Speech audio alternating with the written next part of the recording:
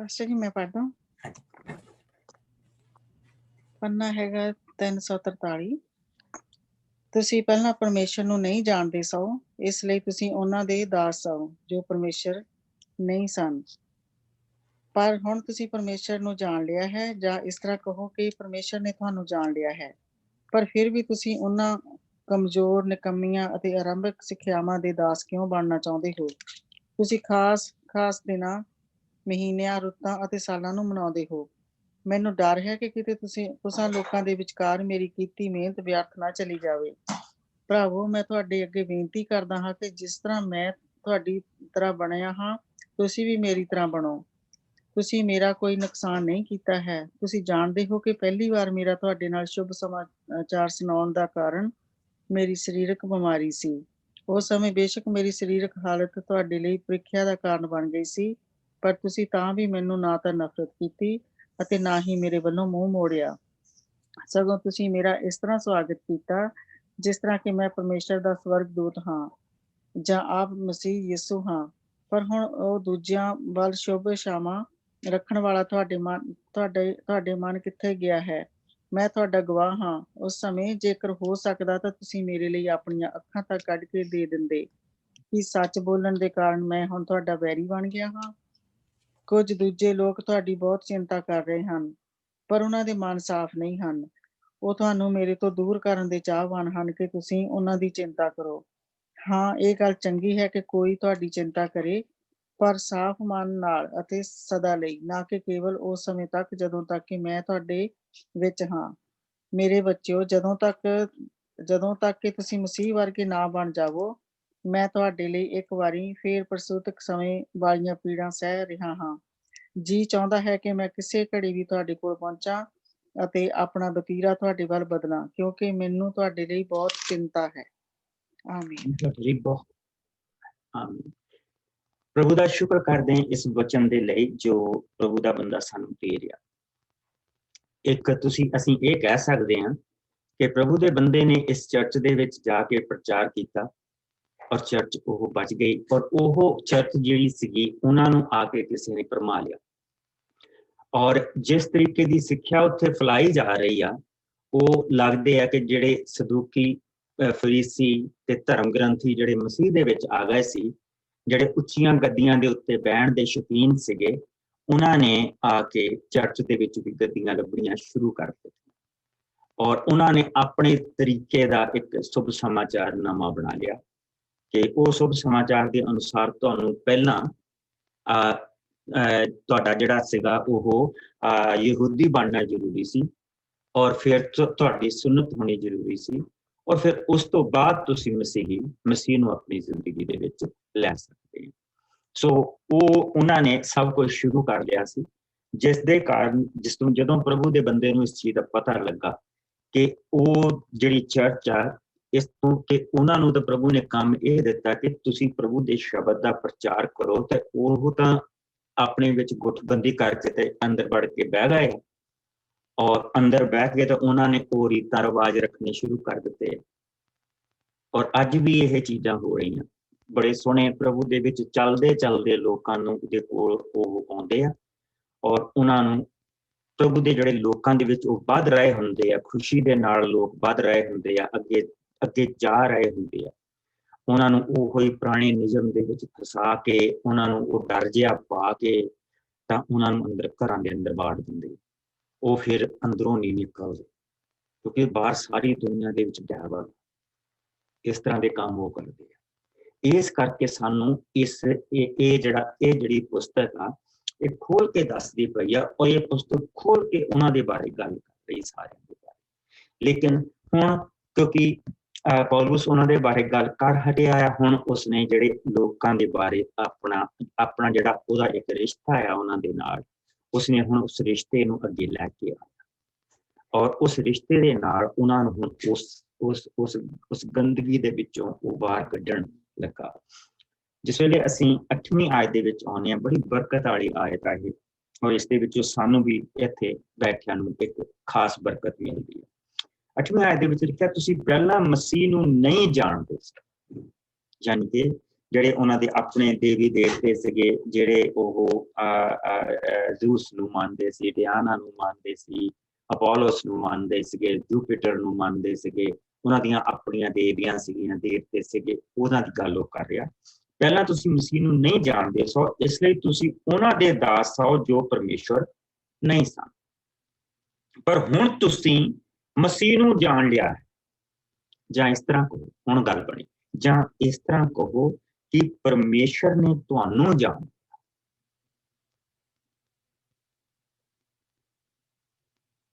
Let it settle ਹੋਣ ਦਿਓ ਅੰਦਰ। ਮੈਂ ਮਸੀਹ ਨੂੰ ਨਹੀਂ ਜਾਣਦਾ, ਉਹਨੇ ਮੈਨੂੰ ਜਾਣਿਆ, ਉਹਨੇ ਮੇਰੇ ਤੇ ਕਿਰਪਾ ਕੀਤੀ।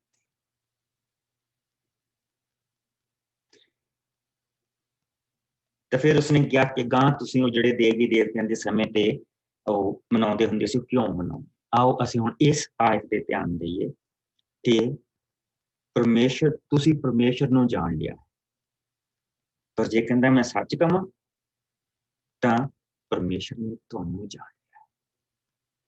ਤੁਸੀਂ ਜਿਹੜੇ ਪ੍ਰਭੂ ਦੀ ਬਰਕਤ ਪਾ ਕੇ ਇੱਥੇ ਬੈਠੇ ਹੋ,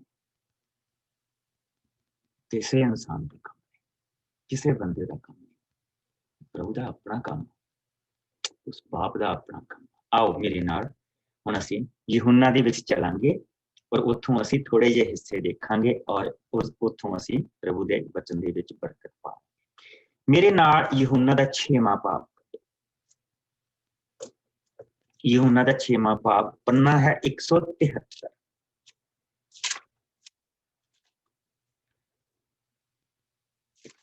ਪੰਨਾ, ਯਹੂਨਾ ਦਾ 6ਵਾਂ ਬਾਬ। ਮੈਂ ਪੜ੍ਹਦੀ ਨਹੀਂ ਪਾਸਟਰ ਜੀ। ਹਾਂ, ਇਸ ਨੂੰ ਅਸੀਂ ਪੜਾਂਗੇ 25 ਆਇਤ ਤੋਂ ਲੈ ਕੇ ਪਹਿਲਾਂ 35 ਆਇਤ।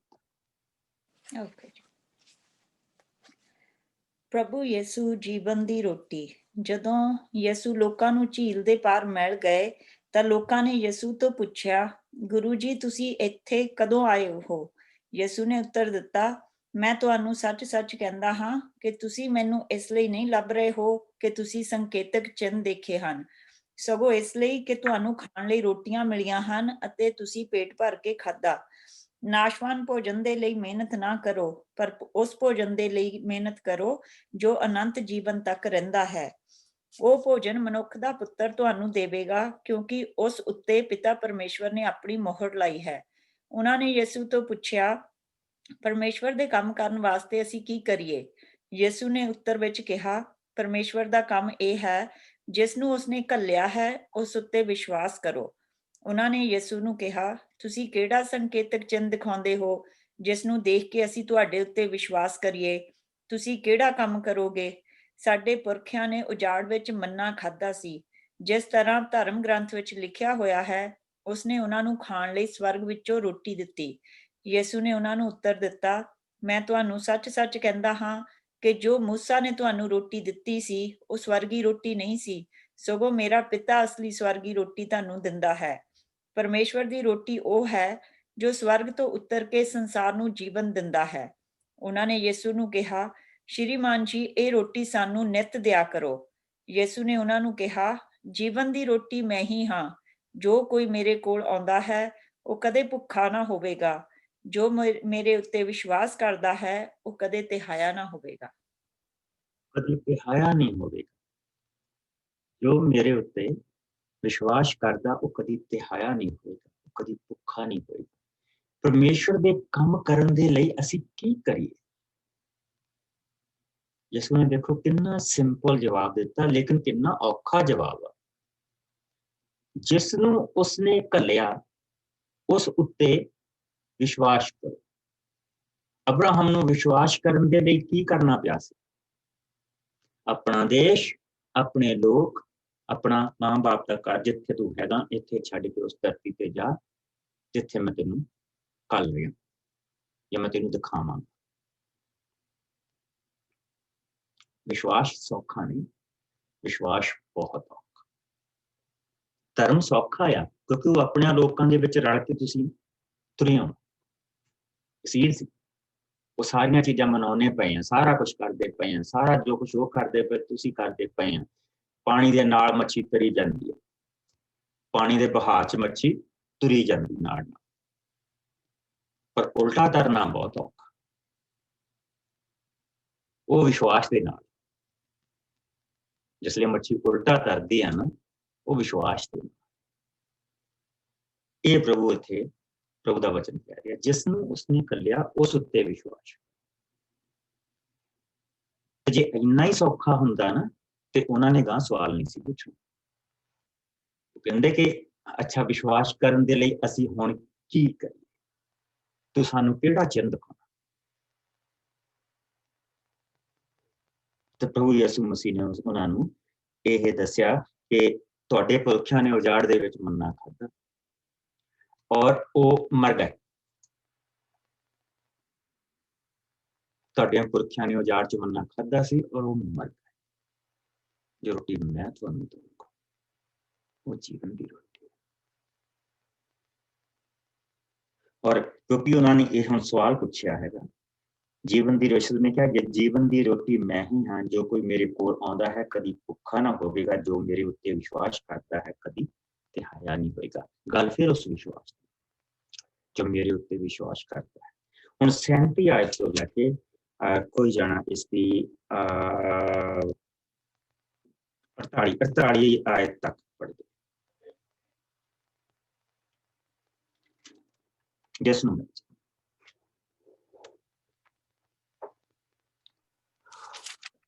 ਮੈਂ ਪੜ੍ਹਦੀ ਨਹੀਂ ਪਾਸਟਰ ਜੀ।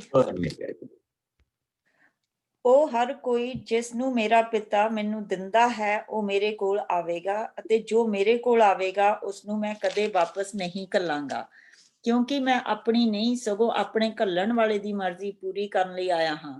ਜਿਸ ਨੇ ਮੈਨੂੰ ਘੱਲਿਆ ਹੈ ਉਸ ਦੀ ਮਰਜ਼ੀ ਇਹ ਹੈ ਕਿ ਮੈਂ ਉਹਨਾਂ ਸਾਰਿਆਂ ਵਿੱਚੋਂ ਕਿਸੇ ਨੂੰ ਵੀ ਨਾ ਗਵਾਵਾਂ ਜਿਨ੍ਹਾਂ ਨੂੰ ਉਸਨੇ ਮੈਨੂੰ ਦਿੱਤਾ ਹੈ, ਸਗੋਂ ਉਹਨਾਂ ਸਾਰਿਆਂ ਨੂੰ ਅੰਤਮ ਦਿਨ ਮੈਂ ਫਿਰ ਜ਼ਿੰਦਾ ਕਰਾਂ।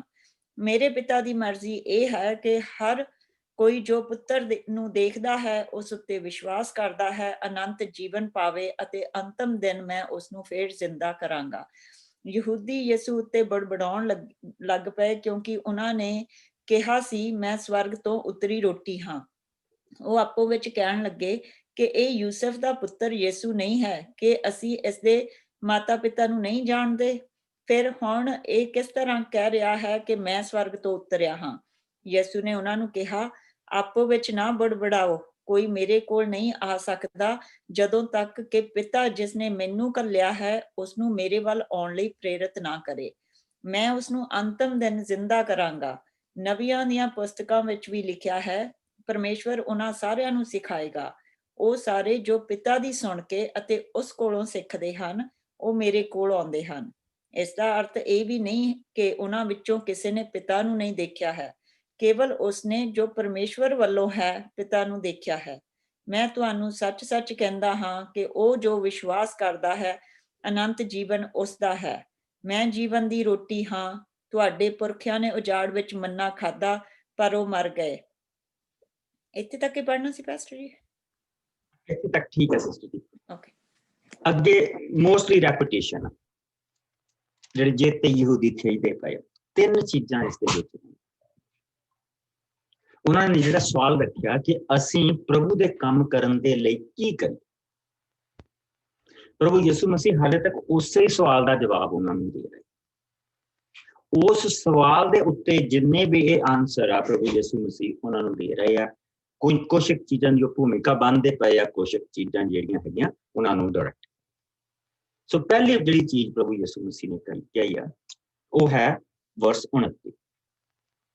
ਪਰਮੇਸ਼ਰ ਦਾ ਕੰਮ ਇਹ ਹੈ ਜਿਸ ਨੂੰ ਉਸਨੇ ਘੱਲਿਆ ਹੈ ਉਸ ਉੱਤੇ ਵਿਸ਼ਵਾਸ ਕਰੋ। ਅੱਛਾ, ਅਗਲੀ ਜਿਹੜੀ ਕੀ ਆਇਤ ਆ ਉਹ ਆਉਂਦੀ ਹੈਗੀ ਆ ਆਇਤ 36 ਤੇ 37। ਪਰ ਉੱਥੇ ਅਗਰ ਅਸੀਂ ਧਿਆਨ ਦੇ ਨਾਲ ਦੇਖੀਏ, ਉਸਨੇ ਪ੍ਰਭੂ ਯਿਸੂ ਨੇ ਉਹਨਾਂ ਨੂੰ ਕਿਹਾ, ਪਰ ਮੈਂ ਤੁਹਾਨੂੰ ਦੱਸ ਚੁੱਕਾ ਹਾਂ ਕਿ ਤੁਸੀਂ ਮੈਨੂੰ ਦੇਖ ਲਿਆ ਹੈ, ਫਿਰ ਵੀ ਤੁਸੀਂ ਮੇਰੇ ਤੇ ਵਿਸ਼ਵਾਸ ਨਹੀਂ ਕਰਦੇ। ਉਹ ਹਰ ਕੋਈ ਜਿਸ ਨੂੰ ਮੇਰਾ ਪਿਤਾ ਮੈਨੂੰ ਦਿੰਦਾ ਹੈ। ਇਸ ਕਰਕੇ ਪੌਲੁਸ ਕਹਿ ਰਿਹਾ कि प्रभु ने तुहानू जानिया, प्रभु ने मैनू जानिया, प्यारे बाप ने मैनू जानिया और मेरे ते किरपा कीती है, और इस तरह तुहाडे सब ते किरपा कीती है जो असीं अज प्रभु दे टेबल दे आले दुआले बैठे, ये उसदी किरपा है। और ओ हर कोई जिसनू मेरा पिता मैनू दिंदा है वो मेरे कोल आवेगा, जो मेरे कोल आवेगा मैं उसनू कदी वापस नहीं घल्लांगा, क्योंकि मैं अपनी नहीं सगों अपने घल्लण वाले दी मर्जी पूरी करना आया। और घल्लण वाले दी मर्जी की आ?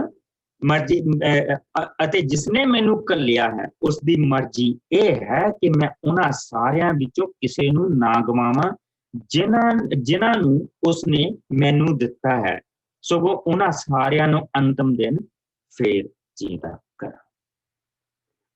मेरे पिता की मर्जी ये है कि हर कोई जो पुत्र नू देखता है उस उत्ते विश्वास करता है अनंत जीवन पाए, अते अंतिम दिन मैं फिर उसनू जिंदा करा। देखा,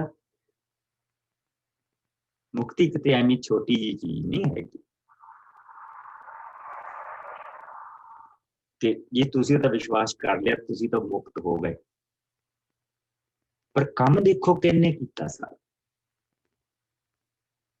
सानू उस चिक्कड़ दे विचों आजाद करन दे लई, उस चिक्कड़ दे विच हथ देखो कौन पाउंदा पिया, बाप आप।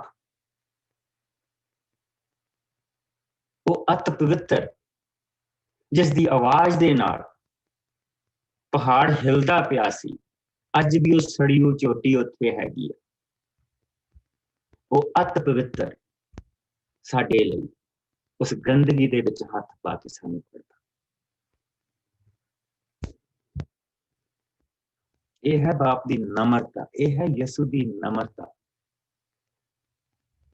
और पवित्र आत्मा दी नम्रता कि वो मेरे वर्गे दे अंदर आके रहिंदा। खरे उन्हें इंच रूम मैं दिना भी है कि नहीं दिंदा,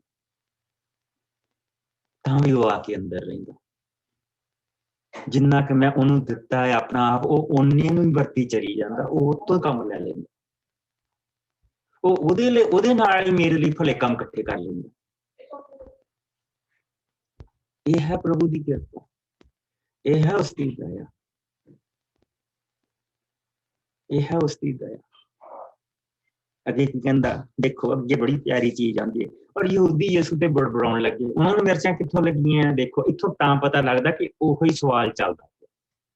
देखो उन्होंने मिर्चां कित्थों लगियां।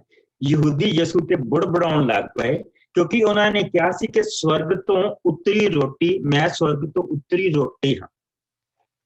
तो आपो विच कहण लगे कि ये यूसुफ दा पुत्र यसू नहीं है, कि असं इसके माता पिता नूं नहीं जानते? फिर हुण किस तरह कह रहा है कि मैं स्वर्ग तो उतरिया? सीधा आ चीज उन्होंने चुकी। सो किहड़ी चीज भारी पैंदी पई, ओही उन्हां दा व्यवस्था जिहड़ी आ वो पुत्र नूं परे धकेलदी पई, जिहड़ी व्यवस्था उन्हां दे मनां च बैठी हुई।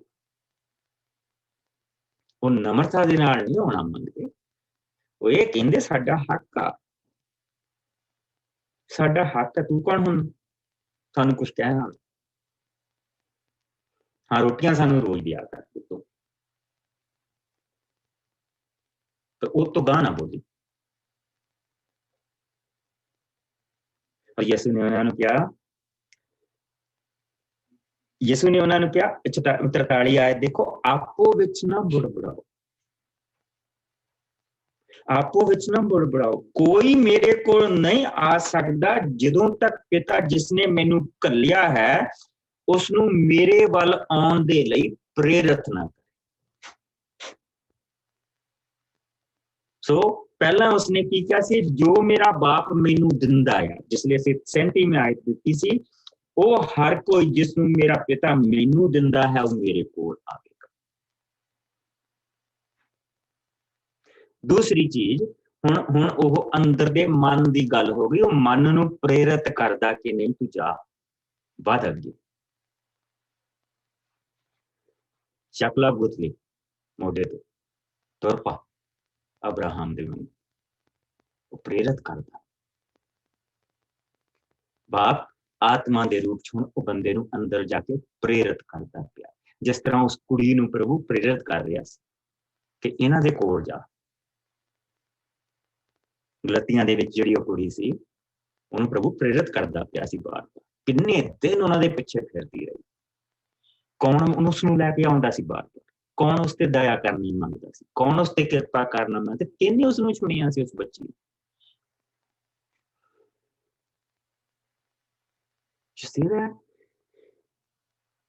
ਕੋਈ ਮੇਰੇ ਕੋਲ ਨਹੀਂ ਆ ਸਕਦਾ। ਹੁਣ ਦੇਖੋ, ਇਹ ਨੈਗੇਟਿਵ ਦੇ ਵਿੱਚ ਸ਼ੁਰੂ ਹੋਇਆ। ਕੋਈ ਮੇਰੇ ਕੋਲ ਨਹੀਂ ਆ ਸਕਦਾ ਜਦੋਂ ਤੱਕ ਕਿ ਜਿਸਨੇ ਮੈਨੂੰ ਘੱਲਿਆ ਹੈ ਉਸ ਨੂੰ ਮੇਰੇ ਵੱਲ ਆਉਣ ਦੇ ਲਈ ਪ੍ਰੇਰਿਤ ਨਾ ਕਰੇ। ਮੈਂ ਅੰਤਮ ਦਿਨ ਉਸ ਨੂੰ ਫਿਰ ਜਿੰਦਾ ਕਰਾਂਗਾ। ਹੁਣ ਯਿਸੂ ਮਸੀਹ ਨੇ ਰੀਅਲੀ ਜਿਹੜੀ ਉਹਨਾਂ ਦੀ ਚੀਜ਼ ਜਿਹੜੀ ਚੁੱਭਦੀ ਆ, ਹੁਣ ਯਿਸੂ ਮਸੀਹ ਨੇ ਰੀਅਲੀ ਉਸ ਦੇ ਉੱਤੇ ਉਂਗਲ ਰੱਖੀ। ਨਵੀਆਂ ਦੀਆਂ ਪੁਸਤਕਾਂ ਤੇ ਧਰਮ ਗ੍ਰੰਥ ਇਹਨੂੰ ਪੜ੍ਹਦੇ ਹੋ। ਕਹਿੰਦਾ ਜੇ ਤੁਸੀਂ ਇਸ ਨੂੰ ਪੜ੍ਹਦੇ ਹੋ ਤੇ ਸੁਣੋ, ਨਬੀਆਂ ਦੀਆਂ ਪੁਸਤਕਾਂ ਦੇ ਵਿੱਚ ਵੀ ਲਿਖਿਆ ਹੈ ਪਰਮੇਸ਼ਰ ਉਹਨਾਂ ਸਾਰਿਆਂ ਨੂੰ ਸਿਖਾਏਗਾ ਅਤੇ ਉਹ ਸਾਰੇ ਜੋ ਪਿਤਾ ਦੀ ਸੁਣ ਕੇ ਉਸ ਦੇ ਕੋਲੋਂ ਸਿੱਖਦੇ ਹਨ ਉਹ ਮੇਰੇ ਵੱਲ।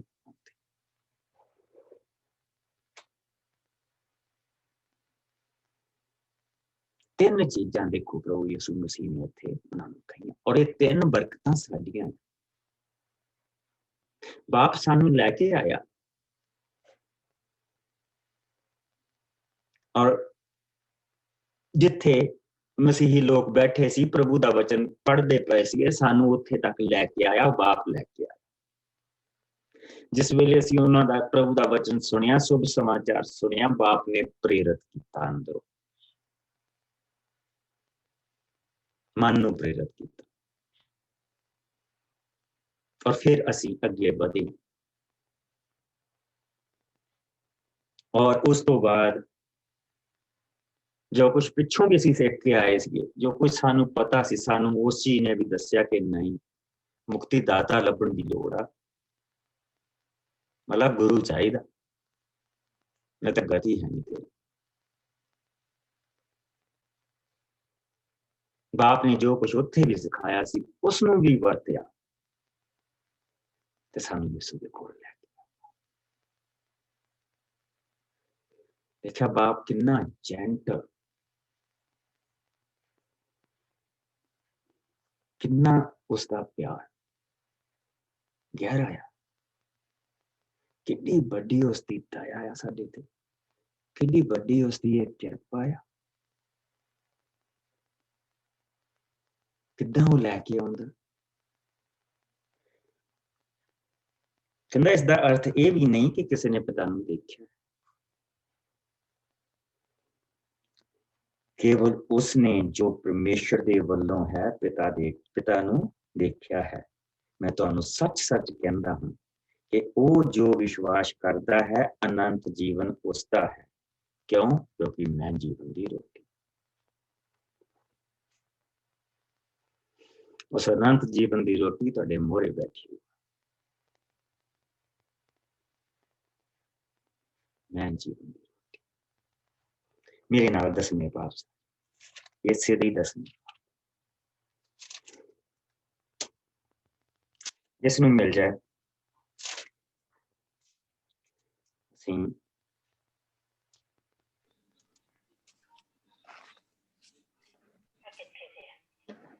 ਅਸੀਂ 22 ਤੋਂ ਲੈ ਕੇ 30 ਆਇਤ ਤੱਕ ਪੜਾਂਗੇ। ਮੈਂ ਪੜ੍ਹ ਦਿਆਂ ਪਾਸਟਰ ਜੀ। ਪ੍ਰਭੂ ਯਿਸੂ ਦਾ ਯਹੂਦੀਆਂ ਦੁਆਰਾ ਰੱਦੇ ਜਾਣਾ। ਸਰਦੀ ਦੀ ਰੁੱਤ ਸੀ। ਯਰੂਸ਼ਲਮ ਵਿੱਚ ਪੁਨਰ ਅਰਪਿਤ ਕੀਤੇ ਜਾਣ ਦਾ ਤਿਉਹਾਰ ਮਨਾਇਆ ਜਾ ਰਿਹਾ ਸੀ। ਯਿਸੂ ਮੰਦਿਰ ਵਿੱਚ ਸੁਲੇਮਾਨ ਦੀ ਡਿਓਢੀ ਵਿੱਚ ਟਹਿਲ ਰਹੇ ਸਨ। ਉਹਨਾਂ ਦੇ ਚਾਰੇ ਪਾਸੇ ਯਹੂਦੀ ਇਕੱਠੇ ਹੋ ਗਏ। ਉਹ ਯਿਸੂ ਤੋਂ ਪੁੱਛਣ ਲੱਗੇ, ਤੁਸੀਂ ਕਦੋਂ ਤੱਕ ਸਾਨੂੰ ਦੁਬਦਾ ਵਿੱਚ ਪਾਈ ਰੱਖੋਗੇ? ਜੇਕਰ ਤੁਸੀਂ ਮਸੀਹ ਹੋ ਤਾਂ ਸਾਨੂੰ ਸਾਫ਼-ਸਾਫ਼ ਦੱਸੋ। ਯਿਸੂ ਨੇ ਉਹਨਾਂ ਨੂੰ ਉੱਤਰ ਦਿੱਤਾ, ਮੈਂ ਤੁਹਾਨੂੰ ਪਹਿਲਾਂ ਹੀ ਦੱਸ ਚੁੱਕਾ ਹਾਂ, ਪਰ ਤੁਸੀਂ ਵਿਸ਼ਵਾਸ ਨਹੀਂ ਕਰਦੇ ਹੋ। ਉਹ ਕੰਮ ਜਿਹੜੇ ਮੈਂ ਆਪਣੇ ਪਿਤਾ ਦੇ ਨਾਂ ਦੇ ਉੱਤੇ ਕਰਦਾ ਹਾਂ ਮੇਰੀ ਗਵਾਹੀ ਦਿੰਦੇ ਹਨ, ਪਰ ਤੁਸੀਂ ਵਿਸ਼ਵਾਸ ਨਹੀਂ ਕਰਦੇ, ਕਿਉਂਕਿ ਤੁਸੀਂ ਮੇਰੀਆਂ ਭੇਡਾਂ ਵਿੱਚੋਂ ਨਹੀਂ ਹੋ। ਮੇਰੀਆਂ ਭੇਡਾਂ ਮੇਰੀ ਆਵਾਜ਼ ਨੂੰ ਸੁਣਦੀਆਂ ਹਨ, ਮੈਂ ਉਹਨਾਂ ਨੂੰ ਜਾਣਦਾ ਹਾਂ ਅਤੇ ਉਹ ਮੇਰੇ ਪਿੱਛੇ ਪਿੱਛੇ ਚੱਲਦੀਆਂ ਹਨ। ਮੈਂ ਉਹਨਾਂ ਨੂੰ ਅਨੰਤ ਜੀਵਨ ਦਿੰਦਾ ਹਾਂ, ਉਹ ਕਦੀ ਨਾਸ਼ ਨਹੀਂ ਹੋਣਗੀਆਂ। ਉਹਨਾਂ ਨੂੰ ਮੇਰੇ ਹੱਥੋਂ ਕਦੀ ਕੋਈ ਖੋ ਨਹੀਂ ਸਕਦਾ। ਉਹ ਜੋ ਕੁਝ ਮੇਰੇ ਪਿਤਾ ਨੇ ਮੈਨੂੰ ਦਿੱਤਾ ਹੈ ਸਭ ਤੋਂ ਉੱਤਮ ਹੈ, ਅਤੇ ਕੋਈ ਵੀ ਉਸ ਨੂੰ ਮੇਰੇ ਪਿਤਾ ਕੋਲੋਂ ਖੋ ਨਹੀਂ ਸਕਦਾ। ਮੈਂ ਅਤੇ ਪਿਤਾ ਇੱਕ ਹਾਂ। ਪਿਤਾ ਇੱਕ ਹਾਂ, ਬਸ ਇੱਕ ਦਿਨ ਠੀਕ ਹੈ, ਇੰਨਾ ਹੀ ਪੜ੍ਹਨਾ ਸੀ। ਹਾਂ, ਕਿਉਂਕਿ ਜਿਹੜੀ यूहन्ना ਦੀ ਜਿਹੜੀ ਪੁਸਤਕ ਅਸੀਂ ਪੜ੍ਹਦੇ ਪਏ ਹਾਂ ਨਾ, ਇਹ यूहन्ना ਦਾ ਜਿਹੜਾ ਗੌਸਪਲ ਆ, ਇਹ ਬੇਸਿਕਲੀ ਯਿਸੂ ਮਸੀਹ ਦੀ ਆਖਰੀ ਜਿਹੜੀ ਮਿਨਿਸਟਰੀ ਦੇ ਆਖਰੀ ਜਿਹੜੇ 40 ਦਿਨ ਆ ਨਾ, ਇਹ ਬੇਸਿਕਲੀ ਉਹਦਾ ਆ। ਪਹਿਲੇ 2-3 ਚੈਪਟਰ ਦੇ ਵਿੱਚ ਪਹਿਲੇ ਜਿਹੜੇ 2-3 ਸਾਲ ਉਹ ਨਿਕਲ ਜਾਂਦੇ ਆ ਮਿਨਿਸਟਰੀ ਦੇ, ਲੇਕਿਨ ਜਿਹੜਾ ਆਖਰੀ ਖਾਸ ਕਰਕੇ ਆਖਰੀ ਹਫਤਾ ਆ ਨਾ, ਉਹ यूहन्ना ਦੇ ਗੌਸਪਲ ਦੇ ਵਿੱਚ। ਇਹ ਉਸ ਸਮੇਂ ਦੀਆਂ ਸਾਰੀਆਂ ਗੱਲਾਂ ਜਿਹੜੀਆਂ ਅਖੀਰਲੇ ਦਿਨਾਂ ਦੇ ਵਿੱਚ ਪ੍ਰਭੂ ਯਿਸੂ ਮਸੀਹ ਨੇ ਕੀਤੀਆਂ, ਔਰ ਉਸਨੂੰ ਵਿਸਥਾਰ ਦੇ ਨਾਲ यूहन्ना ਸਾਡੇ ਕੋਲ ਲੈ ਕੇ ਆ ਰਿਹਾ। ਸੋ ਇਹ ਕੋਈ ਗੱਲ ਏਦਾਂ ਨਹੀਂ ਕਿ 6ਵਾਂ ਚੈਪਟਰ ਕੋਈ ਸਾਲ ਪਹਿਲਾਂ ਹੋ ਹਟਿਆ, ਨਹੀਂ, ਇਹ ਉਹ ਥੋੜੀਆਂ ਗੱਲਾਂ ਦੀ ਗੱਲ ਹੀ ਆ ਕਿ ਹੁਣ ਬਸ ਉਹ ਪਿੱਛੇ ਲੱਗੇ ਹੋਏ ਯਿਸੂ ਦੇ, ਔਰ ਯਿਸੂ ਦੇ ਨਾਲ ਸਾਰੀ ਵਾਰਤਾਲਾਪ ਕਰਦੇ ਆ ਰਹੇ ਆ, ਔਰ ਯਿਸੂ ਨੂੰ ਉਹ ਕਿਸੇ ਨਾ ਕਿਸੇ ਚੀਜ਼ ਦੇ ਵਿੱਚ ਫਸਾਉਣਾ ਮੰਗਦੇ ਆ, ਲੇਕਿਨ ਹਰ ਚੀਜ਼ ਦੇ ਵਿੱਚੋਂ ਬਰਕਤ ਬਾਹਰ ਆ ਰਹੀ ਆ, ਹਰ ਚੀਜ਼ ਦੇ ਵਿੱਚੋਂ ਬਰਕਤ ਬਾਹਰ ਆ ਰਹੀ ਆ। ਜਾਂ ਉਹ ਬਰਕਤ ਆ ਤੇ ਜਾਂ ਉਹ ਸਜ਼ਾ, ਕਿਉਂਕਿ ਜਿਸਲੇ ਪ੍ਰਭੂ ਕੋਈ ਚੀਜ਼ ਪਰੋਸ ਕੇ ਰੱਖ ਦਿੰਦਾ ਨਾ, ਜਿਹੜਾ ਨਾ ਖਾਵੇ ਫਿਰ ਉਹਦੇ ਲਈ ਸਜ਼ਾ, ਉਹ ਆਪਣੀ ਸਜ਼ਾ ਆਪੇ ਚੁਣ ਲੈਂਦਾ। ਠੀਕ, ਔਰ ਇਸੇ ਤਰ੍ਹਾਂ ਇਹ ਹੁਣ ਪ੍ਰਭੂ ਯਿਸੂ ਮਸੀਹ ਨੇ ਉਹਨਾਂ ਨੂੰ ਭੇਡਾਂ ਦੀ ਐਗਜ਼ਾਮਪਲ ਦਿੱਤੀ ਹੈ। ਪ੍ਰਭੂ ਯਿਸੂ ਮਸੀਹ ਨੇ ਉਹਨਾਂ ਨੂੰ ਸਿੱਧਾ ਸਾਮ 23 ਤੇ ਲੈ ਗਿਆ, ਜਿਹੜਾ 23ਵਾਂ ਜ਼ਬੂਰ, ਔਰ 23ਵਾਂ ਜ਼ਬੂਰ ਦਿਖਾਉਂਦਿਆਂ ਹੋਇਆ ਪ੍ਰਭੂ ਯਿਸੂ ਮਸੀਹ ਨੇ ਉਹਨਾਂ ਨੂੰ ਕਿਹਾ ਕਿ ਮੈਂ ਤੁਹਾਨੂੰ ਚੇਤਾ ਤੁਹਾਡਾ ਪੁਰਖਾ ਦਾਊਦ, ਉਹ ਚਰਵਾਹੇ ਨੂੰ ਉਸਨੇ ਕਿਹਾ ਸੀ, ਮੈਂ ਆਪਣੀ ਜ਼ਿੰਦਗੀ ਚਰਵਾਹੇ ਦੇ ਹੱਥ ਦੇ ਵਿੱਚ ਦਿੱਤੀ ਹੈ, ਹੁਣ ਮੈਨੂੰ ਕਿਸੇ ਚੀਜ਼ ਦੀ ਥੁੜ ਨਹੀਂ ਹੋਵੇਗੀ। ਉਹ ਮੈਨੂੰ ਹਰੀਆਂ ਹਰੀਆਂ ਚਰਾਗਾਹਾਂ ਦੇ ਵਿੱਚ ਚਰਾਉਂਦਾ ਹੈ, ਮੈਨੂੰ ਸੁਖਦਾਇਕ ਪਾਣੀਆਂ ਦੇ ਕੋਲ ਲੈ ਕੇ ਜਾਂਦਾ, ਆਪਣੇ ਨਾਮ ਦੀ ਖਾਤਰ ਮੈਨੂੰ ਠੀਕ ਰਾਹਾਂ ਤੇ ਚਲਾਉਂਦਾ ਹੈ। ਬੇਸ਼ੱਕ ਮੈਂ ਮੌਤ ਦੀ ਵਾਦੀ ਦੇ ਵਿੱਚ ਦੀ ਕਿਉਂ ਨਾ ਲੰਘਾਂ, ਮੈਂ ਨਹੀਂ ਡਰਾਂਗਾ, ਕਿਉਂਕਿ ਉਹ ਮੇਰੇ ਨਾਲ। ਚੇਤਾ ਯਿਸੂ ਮਸੀਹ ਨੇ ਹੁਣ ਕਿਹਾ ਕਿ ਉਹ ਚਰਵਾਹਾ ਹੈ। तो ਯਿਸੂ ਮਸੀਹ ਉਹਨਾਂ ਭਾਰੀਆਂ ਚੀਜ਼ਾਂ ਦੇ ਉੱਤੇ ਹੱਥ ਰੱਖਦੇ ਪਏ ਆ। ਉਹ ਚਰਵਾਹਾ ਮੈਂ ਆ, ਔਰ ਇਸ ਕਰਕੇ ਹੁਣ ਯਿਸੂ ਮਸੀਹ ਕੋਲ ਦੁਆਰਾ ਆਏ ਆ। ਯਿਸੂ ਮਸੀਹ ਉੱਥੇ ਸਰਦੀ ਦੀ ਰੁੱਤ ਸੀ, ਯਰੂਸ਼ਲਮ ਦੇ ਵਿੱਚ ਪੁਨਰ ਅਰਪਿਤ ਕੀਤੇ ਜਾਣ ਦੇ ਤਿਉਹਾਰ ਮਨਾਇਆ ਜਾ ਰਿਹਾ ਸੀ, ਉਹਨਾਂ ਦੇ ਜਿਹੜੇ ਤਿਉਹਾਰ ਚੱਲਦੇ ਸੀਗੇ। ਯਿਸੂ ਨੇ ਸੁਲੇਮਾਨ ਦੀ ਡਿਓਢੀ ਦੇ ਵਿੱਚ ਟਹਿਲ ਰਹੇ ਸਨ। ਉਹਨਾਂ ਦੇ ਚਾਰੇ ਪਾਸੇ ਯਹੂਦੀ ਇਕੱਠੇ ਹੋ ਗਏ, ਯਿਸੂ ਨੂੰ ਪੁੱਛਣ ਲੱਗੇ, ਤੁਸੀਂ ਸਾਨੂੰ ਕਦੋਂ ਤੱਕ ਦੁਵਿਧਾ ਦੇ ਵਿੱਚ ਪਾ ਰੱਖੋਗੇ, ਸਾਨੂੰ ਦੱਸੋ ਤੁਸੀਂ ਕੌਣ। ਔਰ ਯਿਸੂ ਨੇ ਫਿਰ ਉਹੀ ਚੀਜ਼ ਕਹੀ, ਉਹਨਾਂ ਨੂੰ ਵਿਸ਼ਵਾਸ ਦੀ ਗੱਲ ਕਹੀ। ਯਿਸੂ ਨੇ ਉਹਨਾਂ ਨੂੰ ਉੱਤਰ ਦਿੱਤਾ, ਮੈਂ ਤੁਹਾਨੂੰ ਪਹਿਲਾਂ ਹੀ ਦੱਸ ਚੁੱਕਾ ਹਾਂ, ਪਰ ਤੁਸੀਂ ਵਿਸ਼ਵਾਸ ਨਹੀਂ ਕਰਦੇ। ਉਹ ਕੰਮ ਜਿਹੜੇ ਮੈਂ ਆਪਣੇ ਪਿਤਾ ਦੇ ਨਾਂ ਦੇ ਉੱਤੇ ਕਰਦਾ ਹਾਂ, ਉਹ ਗਵਾਹੀ ਦਿੰਦੇ ਹਨ, ਪਰ ਤੁਸੀਂ ਵਿਸ਼ਵਾਸ ਨਹੀਂ ਕਰਦੇ, ਕਿਉਂਕਿ ਤੁਸੀਂ ਮੇਰੀਆਂ ਭੇਡਾਂ ਨਹੀਂ ਹੋ। ਤੁਸੀਂ ਮੇਰੀਆਂ ਭੇਡਾਂ ਨਹੀਂ ਹੋ, ਔਰ ਮੇਰੀਆਂ ਭੇਡਾਂ ਮੇਰੀ ਆਵਾਜ਼ ਨੂੰ ਸੁਣਦੀਆਂ ਹਨ ਅਤੇ ਮੈਂ ਉਹਨਾਂ ਨੂੰ ਜਾਣਦਾ ਹਾਂ ਅਤੇ ਉਹ ਮੇਰੇ ਪਿੱਛੇ ਪਿੱਛੇ ਚੱਲਦੀਆਂ ਹਨ। ਮੈਂ ਉਹਨਾਂ ਨੂੰ ਅਨੰਤ ਜੀਵਨ ਦਿੰਦਾ ਹਾਂ, ਉਹ ਕਦੀ ਨਾਸ਼ ਨਹੀਂ ਹੋਣਗੇ, ਉਹ ਕਦੀ ਨਾਸ਼ ਨਹੀਂ ਹੋਣਗੇ। ਦੇਖੋ ਕਿੰਨੀ ਵੱਡੀ ਬਰਕਤ। ਲੇਕਿਨ ਹੁਣ ਇੱਕ ਚੀਜ਼ ਦੇਖੋ ਜਿਹੜੀ ਅਸੀਂ ਦੇਖਦੇ ਪਏ ਹਾਂ ਕਿ ਪਿਤਾ ਲੈ ਕੇ ਆਇਆ ਸੀ, ਉਹ ਕਦੀ ਨਾਸ਼ ਨਹੀਂ ਹੋਣਗੀਆਂ, ਉਹਨਾਂ ਨੂੰ ਮੇਰੇ ਹੱਥੋਂ ਕੋਈ ਨਹੀਂ ਖੋ ਸਕਦਾ ਹੈ।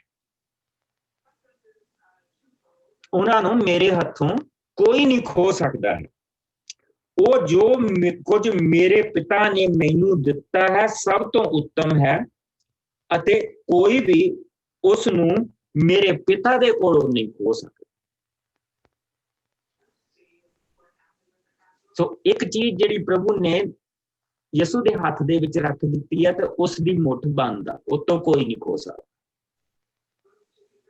ਔਰ ਉਸ ਤੋਂ ਬਾਅਦ ਬਾਪ ਦਾ ਹੱਥ ਉਹਦੇ ਉੱਤੇ ਆ,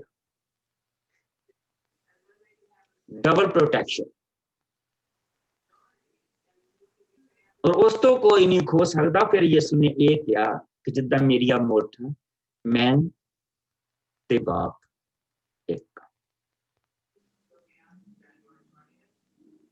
ਮੈਂ ਤੇ ਬਾਪ ਇੱਕ। ਔਰ ਜਿਸ ਨੂੰ ਉਸਨੇ ਛੁਪਾਇਆ ਆ ਸਾਰੀਆਂ ਚੀਜ਼ਾਂ ਦੇ ਵਿੱਚ, ਉਹ ਮੈਂ, ਉਹ ਤੁਸੀਂ।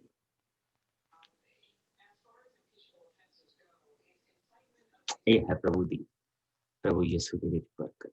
ਔਰ ਇੰਨਾ ਕੁਛ ਲੱਗਦਾ ਇੱਕ ਪਾਪੀ ਨੂੰ ਮੁਕਤੀ ਦੇਣ ਦੇ। ਇਟਸ ਨਾਟ ਚੀਪ, ਫ੍ਰੀ ਜ਼ਰੂਰ ਹੈ ਸਾਡੇ ਲਈ, ਪਰ ਇਟਸ ਨਾਟ ਚੀਪ। ਕੀਮਤ ਇਸ ਦੀ ਬਹੁਤ, ਕੀਮਤ ਬਹੁਤ ਭਾਰੀ।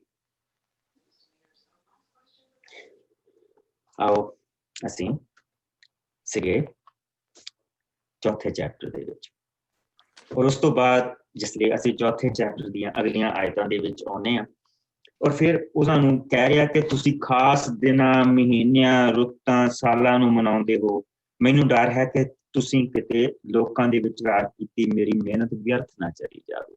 ਸੋ ਉਹ ਕੀ ਹੈਗਾ ਕਿ ਜਿੱਦਾਂ ਕਿ ਰੋਮਨਸ ਦੇ ਵਿੱਚ ਬਹੁਤ ਸਾਰੇ ਤਿਉਹਾਰ ਹੁੰਦੇ ਸੀਗੇ ਉਹਨਾਂ ਦੇ, ਜਿਸ ਤਰ੍ਹਾਂ ਕਿ ਸਮਾਂ ਬਦ, ਜਿੱਦਾਂ ਸਾਡੇ ਨਹੀਂ ਹੈਗੇ ਬਹੁਤ ਸਾਰੇ ਤਿਉਹਾਰ। ਹੁਣ ਸਾਡੀ ਲੋਹੜੀ ਹਟੀ ਆ, ਫਿਰ ਉਸ ਤੋਂ ਬਾਅਦ ਕੋਈ ਹੋਰ ਆ ਜਾਣਾ, ਕਦੀ ਕੁਛ ਆ ਗਿਆ, ਕਦੀ ਕੁਛ ਆ ਗਿਆ। ਏਦਾਂ ਉਹਨਾਂ ਦੇ ਤਿਉਹਾਰ ਬਹੁਤ ਸੀਗੇ, ਉਹਨਾਂ ਦੇ ਆਪਣੇ ਕਲਚਰ ਦੇ ਅਨੁਸਾਰ। ਸੋ ਉਹ ਇਹ ਕਹਿ ਰਿਹਾ ਕਿ ਤੁਸੀਂ ਆਪਣੇ ਆਪ ਨੂੰ ਉਹਨਾਂ ਚੀਜ਼ਾਂ ਦੇ ਵਿੱਚ ਮੁੜ ਕੇ ਫੇਰ ਫਸਾਉਂਦੇ ਚਲੇ ਜਾਂਦੇ, ਕਿਤੇ ਇਹ ਨਾ ਹੋਵੇ ਕਿ ਮੇਰੀ ਜਿਹੜੀ ਕੀਤੀ ਮਿਹਨਤ ਤੁਹਾਡੇ ਵਿੱਚ ਵਿਅਰਥ ਚਲੀ ਜਾਵੇ। ਸੋ ਗਾਂ ਵੀ ਉਸ ਤੋਂ ਅੱਗੇ ਕਹਿੰਦਾ, ਬੜਾ ਪਿਆਰਾ ਹਿੱਸਾ ਕਹਿੰਦਾ, ਭਰਾਵੋ ਮੈਂ ਤੁਹਾਡੇ ਅੱਗੇ ਬੇਨਤੀ ਕਰਦਾ ਹਾਂ ਕਿ ਜਿਸ ਤਰ੍ਹਾਂ ਮੈਂ ਤੁਹਾਡੀ ਤਰ੍ਹਾਂ ਬਣਿਆ ਹਾਂ, ਤੁਸੀਂ ਵੀ ਮੇਰੀ ਤਰ੍ਹਾਂ ਬਣੋ। ਤੁਸੀਂ ਮੇਰਾ ਕੋਈ ਨੁਕਸਾਨ ਨਹੀਂ ਕੀਤਾ ਹੈ।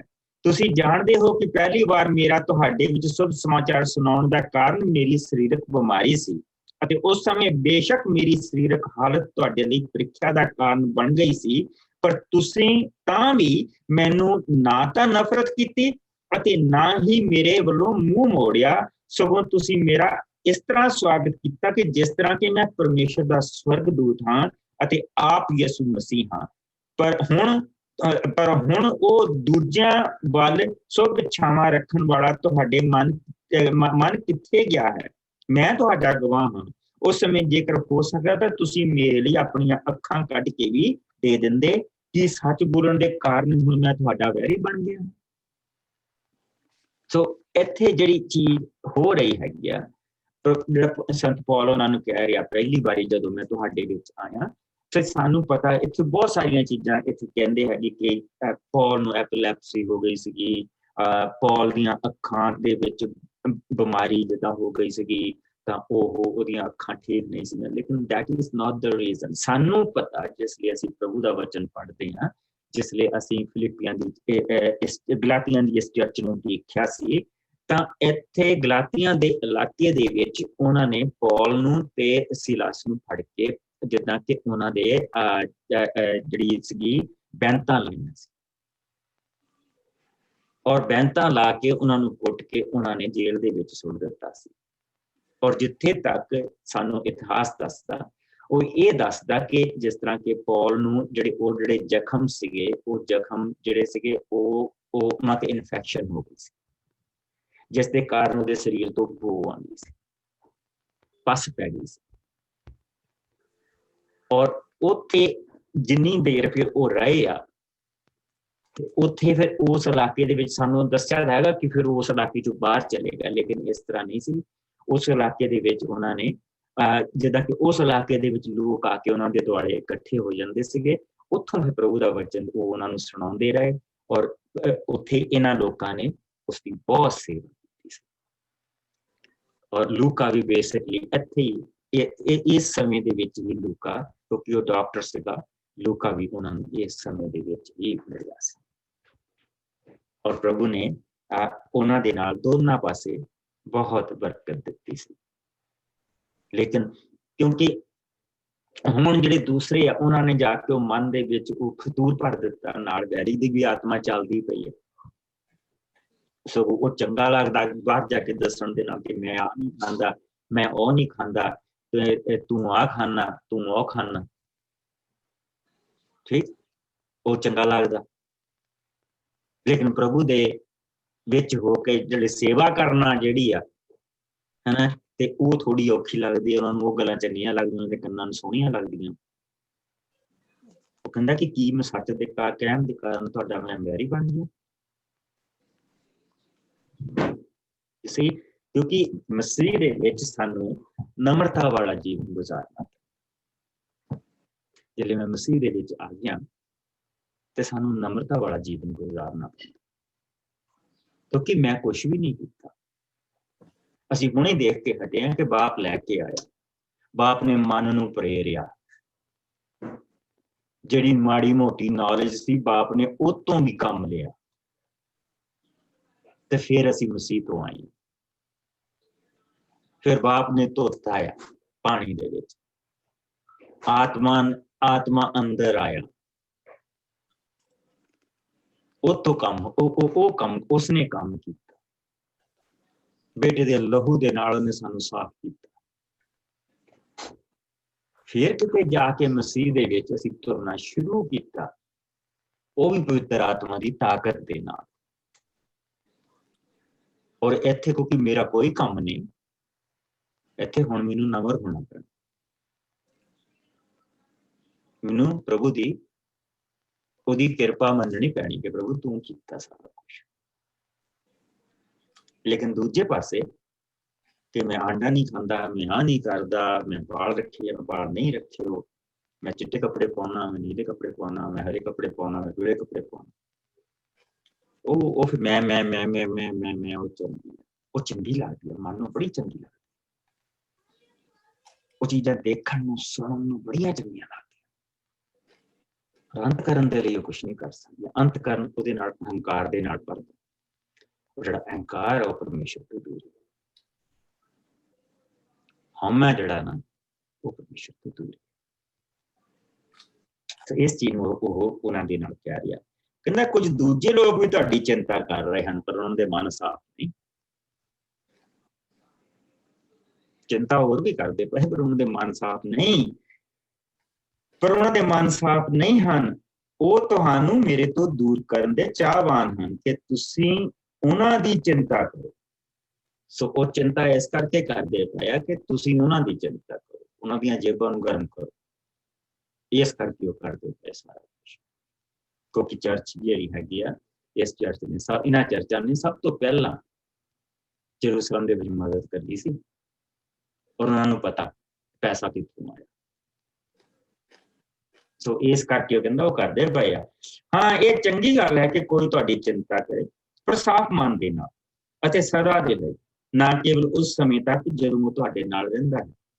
ਮੇਰੇ ਬੱਚਿਓ, ਜਦੋਂ ਤੱਕ ਕਿ ਤੁਸੀਂ ਮਸੀਹ ਵਰਗੇ ਨਾ ਬਣ ਜਾਓ, ਮੈਂ ਤੁਹਾਡੇ ਲਈ ਇੱਕ ਵਾਰੀ ਫਿਰ ਪ੍ਰਸੂਤ ਸਮੇਂ ਦੀਆਂ ਪੀੜਾਂ ਨੂੰ ਸਹਿ ਰਿਹਾ ਹਾਂ। ਜੀ ਚਾਹੁੰਦਾ ਹੈ ਕਿ ਮੈਂ ਇਸੇ ਘੜੀ ਤੁਹਾਡੇ ਕੋਲ ਪਹੁੰਚਾਂ ਅਤੇ ਆਪਣਾ ਵਤੀਰਾ ਤੁਹਾਡੇ ਵੱਲ ਬਦਲਾਂ, ਕਿਉਂਕਿ ਮੈਨੂੰ ਤੁਹਾਡੇ ਲਈ ਬਹੁਤ ਚਿੰਤਾ ਹੈ। ਵਤੀਰੇ ਦਾ ਮਤਲਬ ਇਹ ਹੈ ਕਿ ਹੁਣ ਮੈਂ ਆ ਕੇ ਜਰਾ ਡੰਡਾ ਚੱਕ, ਕਿਉਂਕਿ ਮੈਨੂੰ ਚਿੰਤਾ ਆ ਜਿਹੜੇ ਰਸਤੇ ਤੁਸੀਂ ਫੜ ਲਏ। ਤੁਸੀਂ ਦਇਆ, ਕਿਰਪਾ, ਰਹਿਮ ਪ੍ਰਭੂ ਦੀ ਛੱਡ ਕੇ ਔਰ ਤੁਸੀਂ ਹੁਣ ਕੁਛ ਪ੍ਰਭੂ ਨੂੰ ਕਰਕੇ ਦਿਖਾਉਣ ਲੱਗੇ। ਔਰ ਇਸੇ ਕਰਕੇ ਉਸਨੇ ਇਹ ਸਵਾਲ ਉਹਨਾਂ ਨੂੰ ਪੁੱਛੇ ਸੀਗੇ ਕਿ ਜਦੋਂ ਤੁਸੀਂ ਪ੍ਰਭੂ ਯਿਸੂ ਨੂੰ ਆਪਣੀ ਜ਼ਿੰਦਗੀ ਦੇ ਵਿੱਚ ਲਿਆ ਸੀ, ਉਹ ਇਸ ਕਰਕੇ ਲਿਆ ਸੀ ਕਿ ਤੁਹਾਡੇ ਕੋਲ ਧਰਮ ਸੀਗਾ, ਸ਼ਾਸਤਰ ਸੀਗੇ। ਕੀ ਤੁਸੀਂ ਜਦੋਂ ਇਹ ਜੀਵਨ ਸ਼ੁਰੂ ਕੀਤਾ ਇਸ ਲਈ ਸ਼ੁਰੂ ਕੀਤਾ ਕਿ ਤੁਸੀਂ ਵਿਵਸਥਾ ਨੂੰ ਪੂਰਾ ਕੀਤਾ ਸੀ? ਕੀ ਪਵਿੱਤਰ ਆਤਮਾ ਤੁਹਾਨੂੰ ਇਸ ਕਰਕੇ ਮਿਲੀ ਸੀਗੀ ਕਿ ਤੁਸੀਂ ਵਿਵਸਥਾ ਰੱਖੀ ਹੈ? ਪਰ ਜਵਾਬ ਸੀ ਨਹੀਂ। ਤੇ ਹੁਣ ਤੁਸੀਂ ਕਿਹੜੇ ਕੰਮਾਂ ਦੇ ਵਿੱਚ ਪੈ ਗਏ ਔਰ ਕਿਉਂ? ਇਹ ਸਵਾਲ ਉਹਨਾਂ ਨੂੰ ਕਰ ਰਿਹਾ।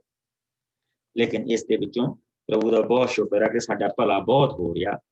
ਅੱਛਾ, ਆਓ ਹੁਣ ਅਸੀਂ ਇਸ ਨੂੰ 21 ਤੋਂ ਲੈ ਕੇ ਤੇ ਕੋਈ ਜਣਾ 31 ਆਇਤ ਤੱਕ ਪੜ੍ਹਦੇ। ਅੱਜ ਮੈਂ ਪੜ੍ਹਦੀ ਹਾਂ। ਮੈਂ ਜ਼ਰਾ ਉਹਨਾਂ ਤੋਂ ਪੁੱਛਣਾ ਚਾਹੁੰਦਾ ਹਾਂ ਜੋ ਵਿਵਸਥਾ ਦੇ ਅਧੀਨ ਰਹਿਣ ਦੇ ਚਾਹਵਾਨ ਹਨ ਕਿ ਤੁਸੀਂ ਸੁਣਿਆ ਨਹੀਂ ਕਿ ਵਿਵਸਥਾ ਕੀ ਕਹਿੰਦੀ ਹੈ। ਉਹ ਦੱਸਦੀ ਹੈ ਕਿ ਅਬਰਾਹਮ ਦੇ 2 ਪੁੱਤਰ ਸਨ, ਇੱਕ ਉਸ ਦੀ ਦਾਸੀ ਤੋਂ ਅਤੇ ਦੂਜਾ ਉਸ ਦੀ ਅਸਲੀ ਆਜ਼ਾਦ ਪਤਨੀ ਤੋਂ।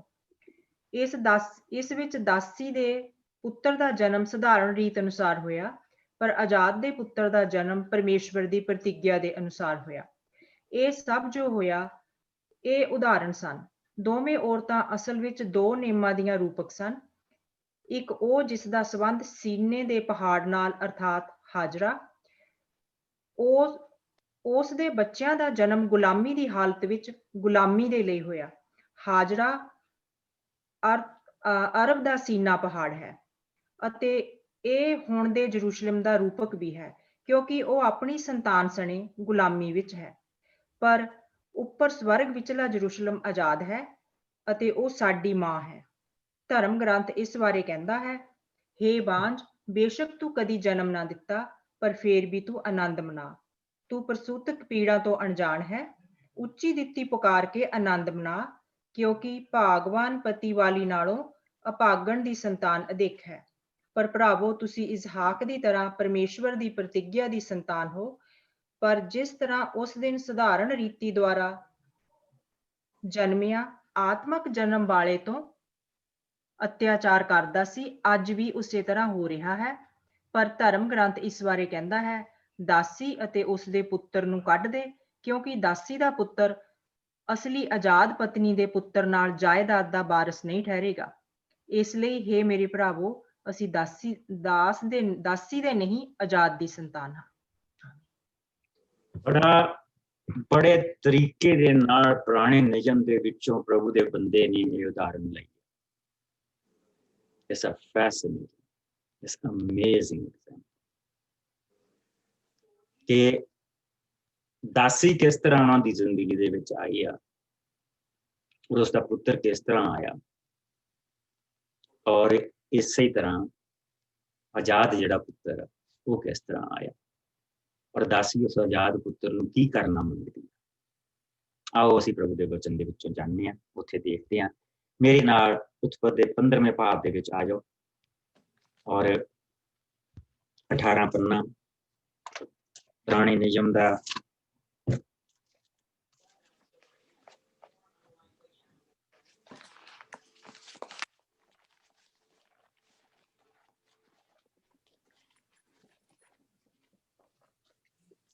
ਔਰ 15ਵੇਂ ਭਾਵ ਦੀਆਂ ਪਹਿਲੀਆਂ 6 ਆਇਤਾਂ ਕੋਈ। ਮੈਂ ਪੜ੍ਹ ਦਿੰਦੀ ਪਾਸਟਰ ਜੀ। ਇਸ ਦੇ ਪਿੱਛੋਂ ਪ੍ਰਭੂ ਨੇ ਅਬਰਾਮ ਨੂੰ ਦਰਸ਼ਨ ਦੇ ਕੇ ਕਿਹਾ, ਅਬਰਾਮ, ਕਿਸੇ ਤਰ੍ਹਾਂ ਦਾ ਡਰ ਨਾ ਰੱਖ, ਮੈਂ ਤੇਰੀ ਹਰ ਖਤਰੇ ਤੋਂ ਰੱਖਿਆ ਕਰਾਂਗਾ, ਤੈਨੂੰ ਬਦਲੇ ਵਿੱਚ ਬਹੁਤ ਮਿਲੇਗਾ। ਅਬਰਾਮ ਨੇ ਉੱਤਰ ਦਿੱਤਾ, ਹੇ ਪ੍ਰਭੂ ਪਰਮੇਸ਼ਰ, ਤੂੰ ਮੈਨੂੰ ਕੀ ਦੇਵੇਂਗਾ, ਕਿਉਂਕਿ ਮੈਂ ਅਜੇ ਵੀ ਨਿਹਸੰਤਾਨ ਹਾਂ। ਮੇਰੇ ਘਰ ਦਾ ਵਾਰਿਸ ਤਾਂ ਦਮਸ਼ਕੀ ਅਲੀਆਜ਼ਰ ਹੋਵੇਗਾ। ਸੋ ਤੂੰ ਤਾਂ ਮੈਨੂੰ ਕੋਈ ਸੰਤਾਨ ਨਹੀਂ ਦਿੱਤੀ, ਇਸ ਲਈ ਮੇਰੇ ਘਰ ਜੰਮਿਆ ਮੇਰਾ ਕੋਈ ਦਾਸ ਹੀ ਮੇਰੇ ਘਰ ਬਾਰ ਦਾ ਮੇਰੇ ਪਿੱਛੋਂ ਵਾਰਿਸ ਹੋਵੇਗਾ। ਪਰ ਪ੍ਰਭੂ ਦਾ ਬੋਲ ਅਬਰਾਮ ਨੇ ਫਿਰ ਸੁਣਿਆ, ਨਹੀਂ, ਤੇਰਾ ਵਾਰਿਸ ਇਹ ਦਾਸ ਨਹੀਂ ਹੋਵੇਗਾ, ਸਗੋਂ ਤੇਰਾ ਆਪਣਾ ਪੁੱਤਰ ਤੇਰਾ ਵਾਰਿਸ ਹੋਵੇਗਾ। ਪ੍ਰਭੂ ਅਬਰਾਮ ਨੂੰ ਬਾਹਰ ਲੈ ਗਿਆ ਅਤੇ ਕਿਹਾ, ਤਾਰਿਆਂ ਦੀ ਗਿਣਤੀ ਕਰ, ਤੇਰੀ ਸੰਤਾਨ ਇਹਨਾਂ ਜਿੰਨੀ ਹੀ ਹੋਵੇਗੀ। ਅਬਰਾਮ ਨੇ ਪ੍ਰਭੂ ਤੇ ਵਿਸ਼ਵਾਸ ਕੀਤਾ ਅਤੇ ਇਸ ਲਈ ਪ੍ਰਭੂ ਨੇ ਵੀ ਉਸ ਨੂੰ ਆਪਣੇ ਸਾਹਮਣੇ ਉਚਿਤ ਠਹਿਰਾਇਆ। ਆਮੀਨ। ਆਪਣੇ ਸਾਹਮਣੇ ਉਚਿਤ ਠਹਿਰਾਇਆ। ਉਸਨੇ ਪ੍ਰਭੂ ਦੇ ਉੱਤੇ ਵਿਸ਼ਵਾਸ ਕੀਤਾ ਔਰ ਉਸ ਪ੍ਰਭੂ ਨੇ ਉਸ ਨੂੰ ਉਚਿਤ ਠਹਿਰਾਇਆ। ਔਰ ਜਿਸ ਲਈ ਉਸਨੇ ਪ੍ਰਭੂ ਦੇ ਉੱਤੇ ਵਿਸ਼ਵਾਸ ਕੀਤਾ ਤਾਂ ਪ੍ਰਭੂ ਨੇ ਉਸ ਨੂੰ ਉਸ ਦੇ ਨਾਲ ਨੇਮ ਬੰਨਿਆ। ਔਰ ਅਸੀਂ ਉਸ ਨੂੰ ਕਈ ਵਾਰੀ ਪੜ੍ਹ ਚੁੱਕੇ ਹਾਂ ਕਿ ਉਸਨੇ ਉਸ ਨੂੰ ਕਿਹਾ ਕਿ ਤੂੰ 3 ਸਾਲ ਦੇ ਇੱਕ ਬੱਕਰੀ, ਇੱਕ ਛਤਰਾ ਲੈ ਕੇ ਆ ਤੇ ਇੱਕ ਬੈੜ ਲੈ ਕੇ ਆ ਤੇ ਕਬੂਤਰ ਲੈ ਕੇ ਆ। ਤਾਂ ਉਹਨਾਂ ਦਾ ਜਿਹੜਾ ਲਹੂ ਸੀਗਾ ਉਸ ਧਾਰ ਦੇ ਵਿੱਚੋਂ ਦੀ ਉਸਨੂੰ ਦੋਨਾਂ ਨੂੰ ਜਾਨਵਰਾਂ ਨੂੰ ਪਾੜ ਕੇ ਜਿੱਦਾਂ ਅਲੱਗ ਕਰ ਦਿੱਤਾ ਗਿਆ, ਉਹਦੇ ਕੱਬੇ ਦੀ ਪ੍ਰਭੂ ਨੰਗਿਆ, ਉਸ ਦੇ ਨਾਲ ਨੇਮ ਬੰਨਿਆ, ਲਹੂ ਦੇ ਨਾਲ ਨੇਮ ਬੰਨਿਆ।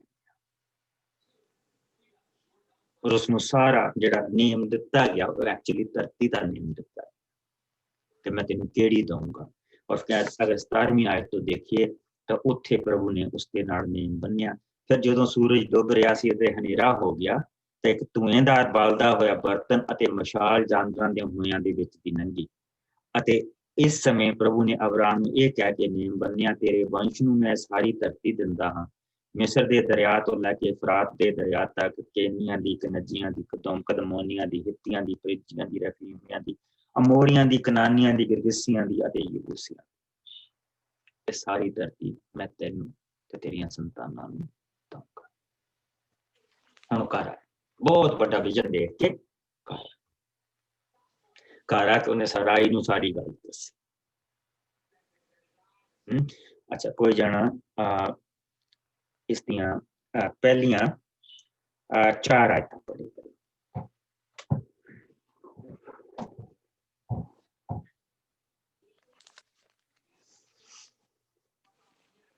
16ਵਾਂ ਪਾਪ 4 ਆਇਤ। ਹਾਂਜੀ। ਅਬਰਾਹਮ ਦੀ ਪਤਨੀ ਸਰਾਈ ਦੇ ਘਰ ਕੋਈ ਸੰਤਾਨ ਪੈਦਾ ਨਹੀਂ ਹੋਈ ਸੀ। ਉਸਦੇ ਕੋਲ ਇੱਕ ਮਿਸਰੀ ਦਾਸੀ ਸੀ ਜਿਸ ਦਾ ਨਾਂ ਹਾਜਰਾ ਸੀ। ਸਰਾਈ ਨੇ ਅਬਰਾਹਮ ਨੂੰ ਕਿਹਾ, ਪ੍ਰਭੂ ਨੇ ਮੈਨੂੰ ਸੰਤਾਨ ਨਹੀਂ ਦਿੱਤੀ, ਤੁਸੀਂ ਮੇਰੀ ਦਾਸੀ ਨਾਲ ਸੰਗ ਕਰੋ, ਸ਼ਾਇਦ ਪ੍ਰਭੂ ਉਸਦੇ ਦੁਆਰਾ ਮੈਨੂੰ ਸੰਤਾਨ ਦੇਵੇ। ਅਬਰਾਹਮ ਨੇ ਸਰਾਈ ਦੀ ਗੱਲ ਮੰਨ ਲਈ। ਤਦ ਸਰਾਈ ਨੇ ਆਪਣੀ ਦਾਸੀ ਹਾਜਰਾ ਨੂੰ ਆਪਣੇ ਪਤੀ ਨੂੰ ਉਸਦੀ ਪਤਨੀ ਹੋਣ ਦੇ ਲਈ ਦੇ ਦਿੱਤਾ। ਅਬਰਾਹਮ ਉਸ ਸਮੇਂ ਕਨਾਨ ਵਿੱਚ 10 ਸਾਲ ਰਹਿ ਚੁੱਕਾ ਸੀ। ਸੋ ਅਬਰਾਹਮ ਨੇ ਹਾਜਰਾ ਨਾਲ ਸੰਗ ਕੀਤਾ ਅਤੇ ਉਹ ਗਰਭਵਤੀ ਹੋਈ। ਇਸ ਤੋਂ ਹਾਜਰਾ ਨੂੰ ਘਮੰਡ ਹੋਣ ਲੱਗਾ ਅਤੇ ਉਹ ਸਰਾਈ ਨੂੰ ਤੁੱਛ ਸਮਝਣ ਲੱਗੀ।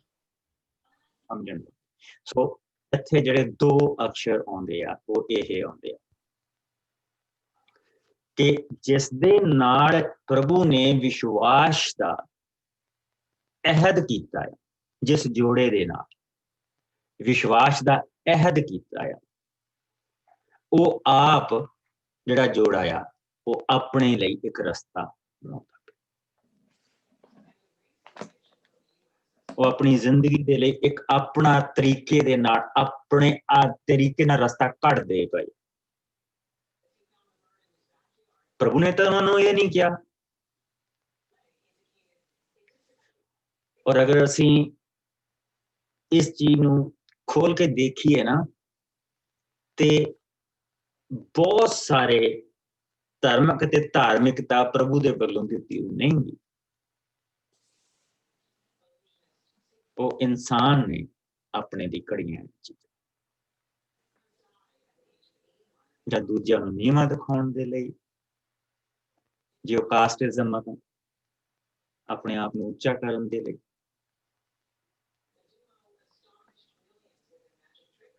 ਜਾਂ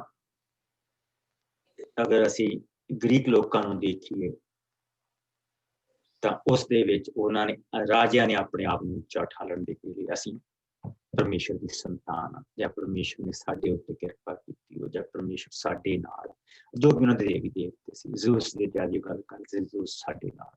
ਸੋ ਦੈਟਸ ਇਹ ਚੀਜ਼ਾਂ ਹੋ ਰਹੀਆਂ। ਔਰ ਇਸ ਕਰਕੇ ਕਿਉਂਕਿ ਇਹ ਤਰੀਕਾ ਗੱਲ ਉੱਥੇ ਹੀ ਹੈ ਸੰਤਾਨ ਦੀ। ਪ੍ਰਭੂ ਨੇ ਉਸ ਨੂੰ ਕਿਹਾ ਕਿ ਮੈਂ ਤੈਨੂੰ ਸੰਤਾਨ ਦਊਂਗਾ, ਤੇ ਉਹਨਾਂ ਨੇ ਕਿਹਾ ਕਿ ਸੰਤਾਨ ਤਾਂ ਅਬਰਾਮ ਦੀ ਹੋਣੀ ਹੈ, ਕਿਉਂ ਨਾ ਅਸੀਂ ਦਾਸੀ ਤੋਂ ਬੱਚੇ ਲੈ ਲੈਂਦੇ, ਉਹ ਵੀ ਸਾਡਾ ਪੁੱਤ ਖਵਾਊ। ਦਾਸੀ ਉਨੀ ਦੇਰ ਤੱਕ ਦਾਸੀ ਰਹੀ ਜਦੋਂ ਤੱਕ ਕਿ ਉਸਨੂੰ ਪੁੱਤਰ ਨਹੀਂ, ਉਹਨੂੰ ਪਤਾ ਨਹੀਂ ਲੱਗ ਗਿਆ ਕਿ ਮੇਰੇ ਘਰ ਬੱਚਾ ਹੋਣਾ। ਪਰ ਜਿੱਦਾਂ ਹੀ ਉਹ ਸਮਾਂ ਆਇਆ ਤਾਂ ਧਰਮ ਨੇ ਅਸਲੀਅਤ ਨੂੰ, ਧਰਮ ਨੇ ਰਿਸ਼ਤੇ, ਇੱਥੇ ਕੋਈ ਰਿਸ਼ਤਾ ਨਹੀਂ ਉਹਦਾ, ਕੋਈ ਵਿਆਹ ਨਹੀਂ ਹੋਇਆ ਅਬਰਾਹਮ ਦਾ। ਇਹ ਜਿਹੜਾ ਅਕਸ਼ਰ ਹੈ ਨਾ ਕਿ ਪਤਨੀ ਹੋਣ ਦੇ ਲਈ ਦਿੱਤਾ, that is wrong। ਉਸਨੂੰ ਇੱਕ ਰਖਿਆਲ ਹੋਣ ਦੇ ਲਈ ਉਸਨੇ ਦਿੱਤਾ। ਇੱਥੇ ਕੋਈ ਰਿਸ਼ਤਾ ਨਹੀਂ ਗਾ, ਰਿਸ਼ਤਾ ਉਸਦਾ ਸਾਰਾ ਦੇ ਨਾਲ। ਇਹ ਰਿਸ਼ਤੇ ਤੋਂ ਬਾਹਰ ਜਾ ਕੇ ਇੱਕ ਪੈਦਾ ਹੋਇਆ ਔਰ ਉਸਨੂੰ ਨਾਲ ਹੀ ਘਮੰਡ ਹੋ ਗਿਆ।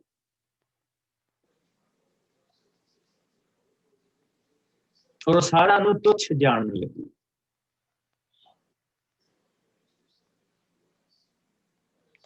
ਔਰ ਜਿੱਦਾਂ ਅਸੀਂ ਅੱਗੇ ਵਧਦੇ ਹਾਂ ਤਾਂ ਸਰਾਈ ਨੇ ਫਿਰ ਅਬਰਾਹਮ ਨੂੰ ਕਿਹਾ ਕਿ ਇਹ ਸਭ ਦਾ ਕਾਰਨ, ਇਹ ਸਭ ਤੇਰੇ ਕਾਰਨ ਹੋਇਆ। ਹੁਣ ਪਰਮੇਸ਼ਰ ਦੇ ਉੱਤੇ ਬਲੇਮ ਆ। ਦੇਖੋ ਗਲਤੀਆਂ ਆਪਣੀਆਂ, ਬਲੇਮ ਦੇਖੋ ਕਿੱਦਾਂ ਮੁੜਦਾ ਪਿਆ। ਇਹ ਸਭ ਤੇਰੇ ਕਾਰਨ ਹੋਇਆ, ਮੈਂ ਤਾਂ ਆਪ ਆਪਣੀ ਦਾਸੀ ਤੈਨੂੰ ਦਿੱਤੀ, ਪਰ ਜਦੋਂ ਤੋਂ ਉਹ ਗਰਭਵਤੀ ਹੋਈ ਹੈ ਮੈਨੂੰ ਤੁੱਛ ਜਾਣਨ ਲੱਗ ਪਈ ਹੈ, ਅਤੇ ਪ੍ਰਭੂ ਤੇਰਾ ਅਤੇ ਮੇਰਾ ਆਪ ਨਿਆਂ ਕਰੇ।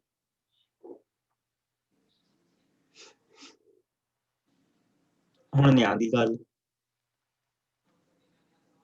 ਅਬਰਾਮ ਨੇ ਸਰਾਈ ਨੂੰ ਉੱਤਰ ਦਿੱਤਾ, ਦੇਖ ਤੇਰੀ ਦਾਸੀ ਤੇਰੇ ਅਧਿਕਾਰ ਦੇ ਵਿੱਚ ਹੈ, ਤੂੰ ਜੋ ਕੁਝ ਉਸਦੇ ਨਾਲ ਕਰਨਾ ਚਾਹੀਂ ਕਰ। ਤਾਂ ਸਰਾਈ ਨੇ ਉਸਦੇ ਨਾਲ ਸਖਤੀ ਕੀਤੀ ਤਾਂ ਹਾਜਰਾ ਉਸਦੇ ਕੋਲ ਨਾ ਠਹਿਰੀ। ਸਟਿਲ ਤੁਸੀਂ ਦੇਖਦੇ ਪਏ ਕਿ ਦੋ ਰਸਤੇ ਆ। ਉਸ ਦਾ ਉਹਦੇ ਨਾਲ ਕੋਈ ਰਿਸ਼ਤਾ ਨਹੀਂ ਹੈ। there is no relation। ਉਹ ਆਪਣੇ ਆਪ ਨੂੰ ਇੱਕ ਵੱਖਰਾ ਹਿੱਸਾ ਮੰਨਦੀ ਪਈ ਔਰ ਇਸ ਕਰਕੇ ਉਹਨੂੰ ਧਾਰਮਿਕਤਾ ਦਾ ਰੂਪ ਦਿੱਤਾ ਗਿਆ। ਕੱਲ ਨੂੰ ਉਸਨੂੰ ਚੰਗੀ ਤਰ੍ਹਾਂ ਖੋਲ ਕੇ ਦੇਖਾਂ। ਅੱਜ ਮੈਂ ਸਿਰਫ ਤੁਹਾਡੇ ਮਨ ਦੇ ਵਿੱਚ ਇਹਦਾ ਬੱਗ ਪਾਉਣਾ ਮੰਗਦਾ। ਪ੍ਰਭੂ ਨੇ ਇੱਕ ਸਵਰਗਦੂਤ ਨੇ ਹਾਜਰਾ ਨੂੰ ਜੰਗਲ ਦੇ ਵਿੱਚ ਸੂਰ ਥਾਂ ਦੀ ਲਾਗਲੇ ਚਸ਼ਮੇ ਦੇ ਕੋਲ ਜਾ ਲੱਭਿਆ ਅਤੇ ਉਸਨੇ ਹਾਜਰਾ ਨੂੰ ਕਿਹਾ, ਹੇ ਸਰਾਈ ਦੀ ਦਾਸੀ। Did you see that? ਹੇ ਸਰਾਈ ਦੀ ਦਾਸੀ ਹਾਜਰਾ, ਤੂੰ ਕਿੱਥੋਂ ਆਈ ਹੈ ਤੇ ਕਿੱਥੇ ਜਾਣਾ? ਉਹ ਕਿੱਦਾਂ ਦਾ ਸਵਾਲ ਉਸਨੇ ਕੀਤਾ। ਸੇਮ ਥਿੰਗ, ਵਿਵਸਥਾ ਕਿੱਥੋਂ ਆਈ ਹੈ ਤੇ ਕਿੱਥੇ ਉਹਨੇ ਜਾਣਾ?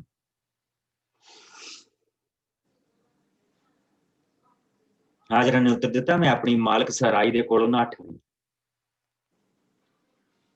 ਸਵਰਗਦੂਤ ਨੇ ਉਸਨੂੰ ਕਿਹਾ, ਤੂੰ ਆਪਣੇ ਉਸਦੇ ਕੋਲ ਵਾਪਸ ਜਾ ਅਤੇ ਉਸਦੇ ਅਧੀਨ ਰਹਿ। ਦੇਖ ਮੈਂ ਤੇਰੀ ਸੰਤਾਨ ਨੂੰ ਇੰਨੀ ਵਧਾਵਾਂਗਾ ਕਿ ਕੋਈ ਉਸਦੀ ਗਿਣਤੀ ਨਹੀਂ ਕਰ ਸਕੇਗਾ। ਤੇਰੇ ਇੱਕ ਪੁੱਤਰ ਪੈਦਾ ਹੋਵੇਗਾ, ਤੂੰ ਉਸਦਾ ਨਾਂ ਇਸ਼ਮਾਇਲ ਰੱਖਣਾ, ਕਿਉਂਕਿ ਪ੍ਰਭੂ ਨੇ ਤੇਰੇ ਦੁੱਖ ਤੇ ਤੇਰੀ ਪੁਕਾਰ ਸੁਣੀ ਹੈ। ਤੇਰਾ ਪੁੱਤਰ ਜੰਗਲੀ ਗਧੇ ਦੀ ਤਰ੍ਹਾਂ ਰਹੇਗਾ, ਉਹ ਹਰ ਇੱਕ ਦੇ ਵਿਰੁੱਧ ਉੱਠੇਗਾ ਅਤੇ ਹਰ ਕੋਈ ਉਸ ਦੇ ਵਿਰੁੱਧ ਉੱਠੇਗਾ। ਉਹ ਆਪਣੇ ਸਭ ਸਾਕ ਸੰਬੰਧੀਆਂ ਤੋਂ ਵੱਖ ਰਹੇਗਾ।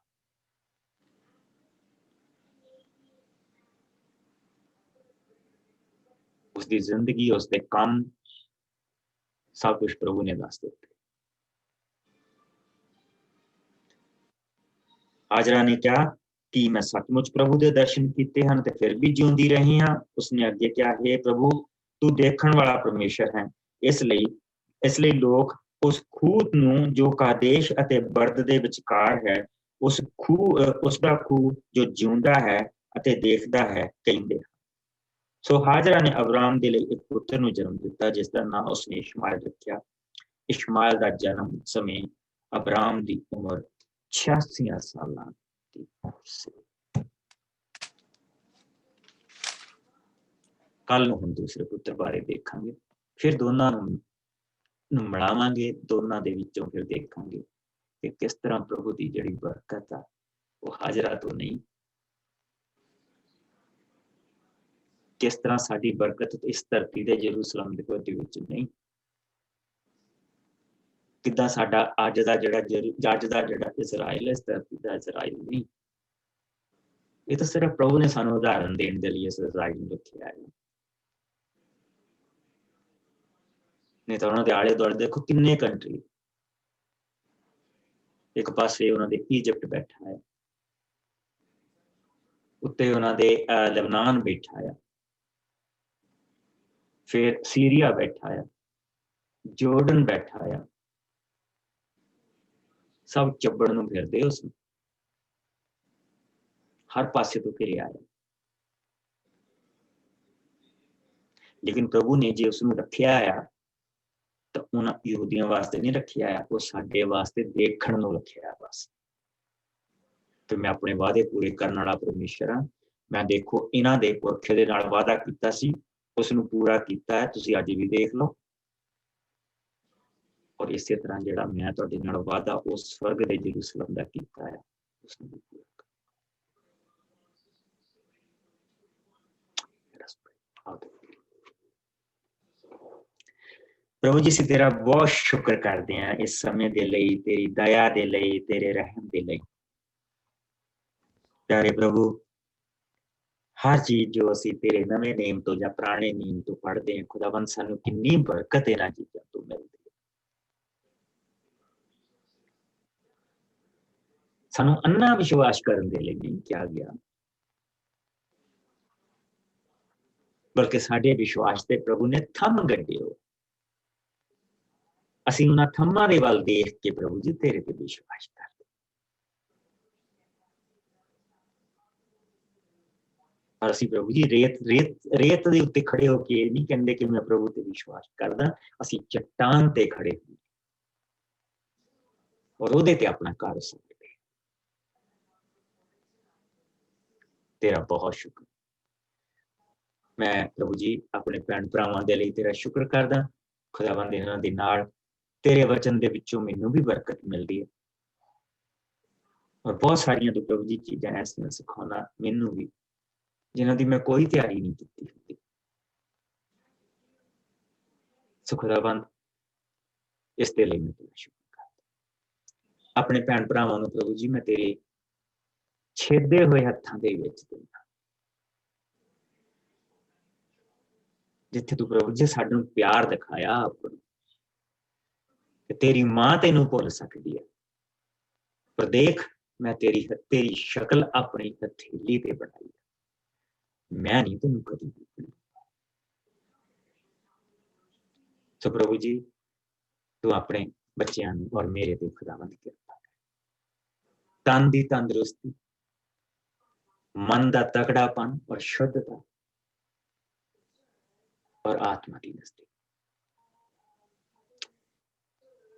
प्रभु जी तेरी कृपा, तेरी दया साडे सज्जे साडे खब्बे, तेरी राखी साडे अगे साडे पिछे, स्वर्ग तो तेरी निगाहबानी पैरां च छोटा रास्ता, अंदर पवित्र आत्मा की भरपूरी, बेटे की हजूरी साडे नाल बनी है।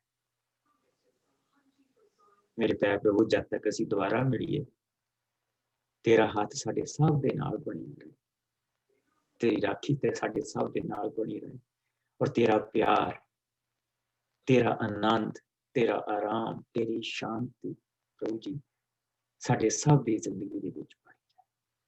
मसीह यीशु दे मिठे और प्यारे नाम च। Bless you. कल नूं मिलांगे सेम टाइम और कल नूं असीं ये सारी चीज नूं कंक्लूड करांगे और देखांगे साडे लई की कुछ खुदावंद तुहानूं बरकत दे और तुहाडे नाल